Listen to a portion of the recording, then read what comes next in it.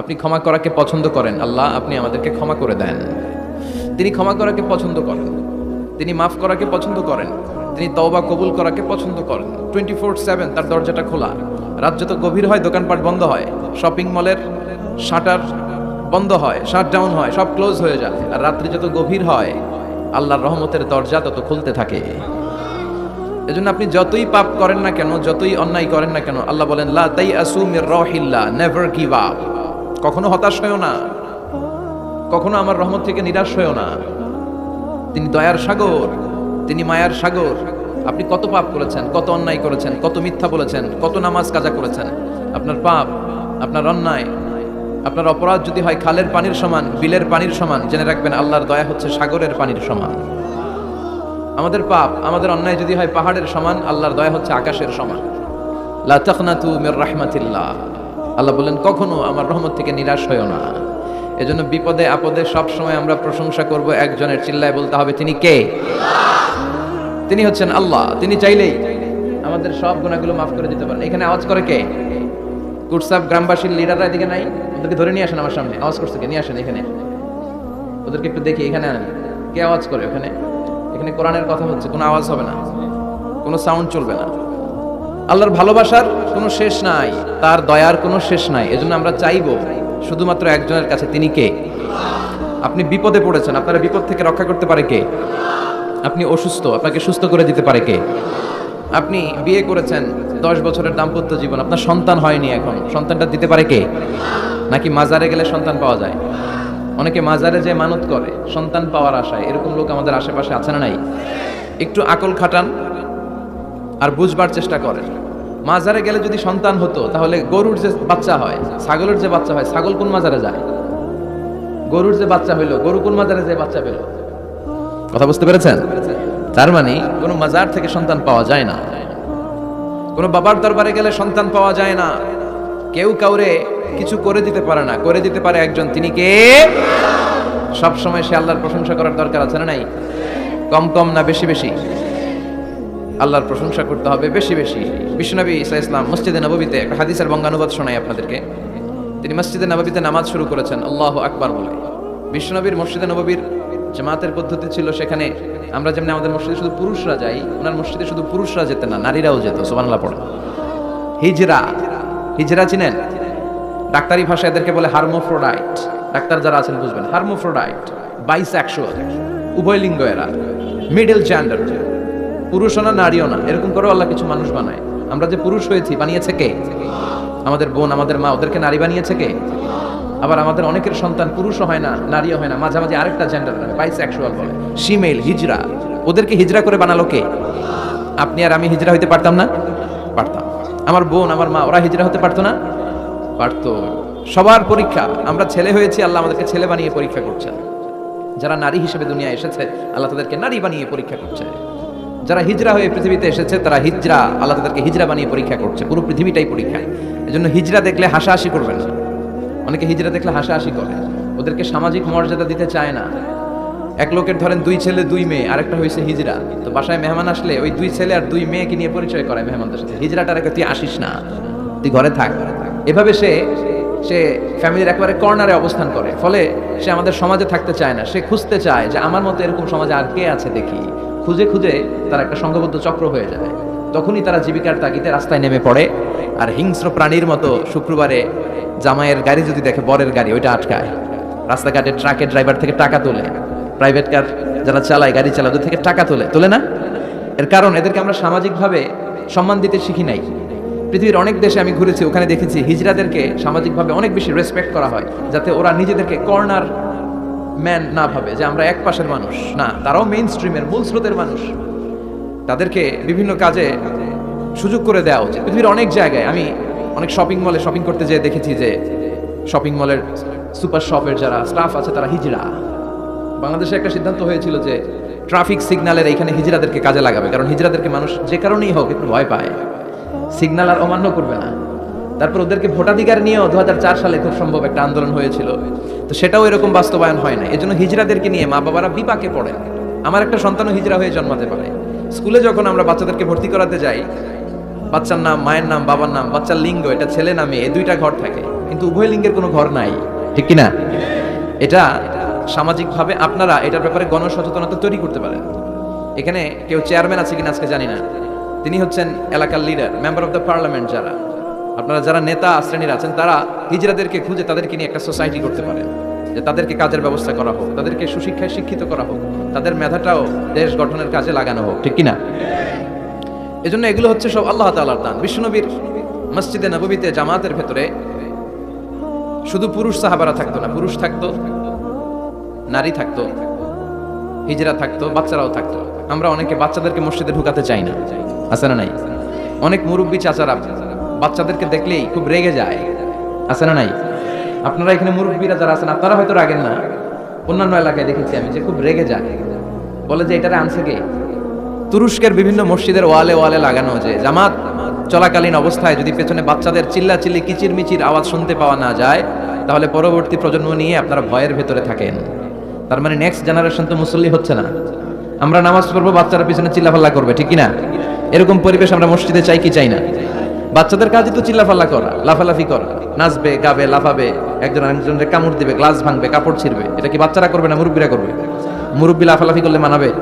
কথা বলেন তো। বাচ্চাদের কাজ বাচ্চাদেরকে করতে দেন, আর সাথে করে মসজিদে নিয়ে যাবেন, বাবারা মসজিদে নিয়ে যাবেন, ওকে বুঝাবেন যে এটা আমাদের ইবাদতগাহ, এখানে বসে আমরা আমাদের স্রষ্টাকে ডাকি, এখানে দুষ্টুমি করা যাবে না। তো বিশ্বনবীর মসজিদে নববীতে জামাতের প্রথম কাতারে দাঁড়াতো, প্রথম দিকের কাতারগুলোতে দাঁড়াতো পুরুষেরা, তারপর একটা সার্টিন গ্যাপ রেখে দাঁড়াতো নারীরা, তারপরে দাঁড়াতো হিজরারা, তারপরে দাঁড়াতো ছোট ছোট বাচ্চারা। তো বিশ্বনবী সবাইকে নিয়ে দাঁড়িয়ে নামাজ শুরু করেছেন, আল্লাহু আকবার। রুকুতে গিয়েছেন, রুকু থেকে উঠে পড়েছেন সামি আল্লাহু লিমান হামিদা। পেছন থেকে সাহাবারা ফিসফিস আওয়াজে পড়েছে রব্বানা ওয়ালাকাল হামদ। একজন সাহাবা অতিরিক্ত আরো 4টা তাসবিহ বাড়িয়ে পড়েছে, হামদান কাসীরান তাইয়িবান মুবারাকান ফি। সালাত শেষে বিশ্বনবী সাহাবাকে বললেন, সাহাবীদের দিকে লক্ষ্য করে বললেন যে তোমরা সবাই পড়েছো রব্বানা ওয়ালাকাল হামদ, কে যেন বাড়িয়ে পড়েছো হামদান কাসীরান তাইয়িবান মুবারাকান ফি। এই 4টা তাসবিহ কে পড়েছো? এটা তো আমি শিখাই নাই, তুমি পেলে কই? কেউ দাঁড়ায় না, ভয়ে। বিশ্বনবী অভয় দিলেন, ভয় পেও না, দাঁড়াও। একজন দাঁড়িয়ে বলল, ইয়া রাসূলুল্লাহ, আমি আল্লাহর তাসবিহ কম কম পড়লে আমার পোষায় না, আমার পড়তে মনে চাই বেশি বেশি, এজন্য আমি নিজ থেকেই 4টা তাসবিহ বানিয়ে পড়েছি। বিশ্বনবী বললেন, ভয় পেও না, তোমরা তো দেখোনি আমি সালাতরত অবস্থায় দেখেছি বিদউ ওয়া সালাসুনা মালাইকা, তোমার এই 4টা তাসবিহর যে সওয়াব হয়েছে, এই সওয়াবটা 30 জনেরও বেশি ফেরেশতা কে কার আগে আল্লাহর আরশে পৌঁছে দিবে এ নিয়ে আকাশে প্রতিযোগিতা করছিল। এজন্য আল্লাহর প্রশংসা কি কম কম না বেশি বেশি? সব সময় আল্লাহর প্রশংসা করতে রাজি আছেন? সব জায়গায় প্রশংসা করতে রাজি আছেন? আসুন সে আল্লাহর জন্য আমরা আওয়াজ করে পড়ি আলহামদুলিল্লাহ। করেন রব্বানা লাকাল হামদ হামদান কাসীরান তাইয়িবান মুবারাকান ফীহি ইয়া রাব্বি লাকাল হামদু কামা ইয়ানবাগি লিজালালি ওয়াজহিকা ওয়া আযীমি সুলতানিকা লাকাল হামদু বিল ঈমান লাকাল হামদু বিল ইসলাম লাকাল হামদু বিল কুরআন। আল্লাহ সব সময় তোমার প্রশংসা যেন আমরা করতে পারি, তুমি তৌফিক দাও। আজকে আমরা যে বইটা থেকে কয়েক মিনিট কথা শুনবো, বইটার নাম কি? কোরআন আল কারীম। এটা এমন কিতাব যেই কিতাবে কোনো ভুল নাই। এসেই দেখি টেবিলের মধ্যে অনেক বালু ধুলা, কোরআনের ভেতরে ধুলা বালি, এগুলো আপনারা আগ থেকে পরিষ্কার করে রাখবেন। এগুলো হুজুরের জন্য রেখে দেয় যে মাহফিলের সব কাজ আমরা করছি, এটা হুজুরে করুক, এরকম আছে না নাই? তো ঠিক আছে, করলাম একটু কাজ। আর কোরআন পরিষ্কার করলে তো আরো ভালো। আল্লাহর কিতাবকে আমি একটু ক্লিন করে দিয়ে গেলাম।